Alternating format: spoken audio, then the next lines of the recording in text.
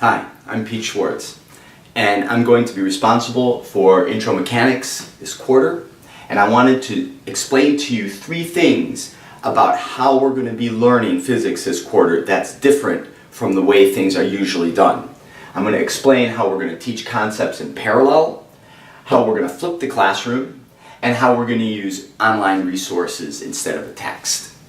Okay, so the first thing, normally we teach physics with this beautiful pedagogy where we build on simple concepts and become more complicated. We start with the equations of motion, like velocity, distance. We move on to dynamics, then we do energy, and then momentum, and then there's rotational motion. And what we're going to do is we're going to teach these simultaneously from the first day, very simplified, and then increase complexity. Why would we ever do this? The idea came a year or so ago.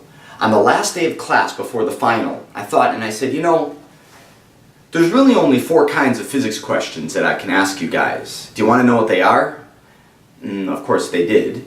And I said, well, there's kinematics, there's dynamics, F equals ma, and then there's conservation of energy and conservation of momentum. And then we apply the same things rotationally. Well, that's a hell of a time to tell the students on the last day of class. Why not tell them on the first day of class? Because the crux of solving a physics problem is identifying if you're dealing with equations of motion, forces, or conservation laws. And traditionally in physics, we don't teach how to identify these because we teach energy and all of the questions are about energy. So you learn about energy and then you solve all the energy problems and you know you're going to use your energy equations. So students don't get any practice in looking at something and saying, what's the energy doing? What's the momentum doing? What's happening with the motion? Additionally, everybody has some knowledge of physics, of how fast you're moving, of what a force is, of what energy is or momentum. A lot of them are wrong, but we can introduce them together and increase an understanding and complexity as we move along. Like for instance, energy. I think most people know that if you have a cliff and there's a rock up here, it has some kind of energy. We call it potential energy, right? And we can turn that energy, there's a transformation, that this potential energy, if we push it off, can turn into kinetic energy as it goes faster and faster.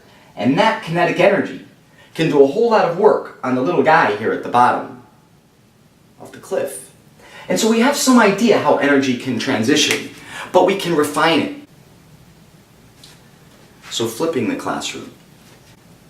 Traditionally, the instructor delivers the content during a class, and the students learn it in class, maybe.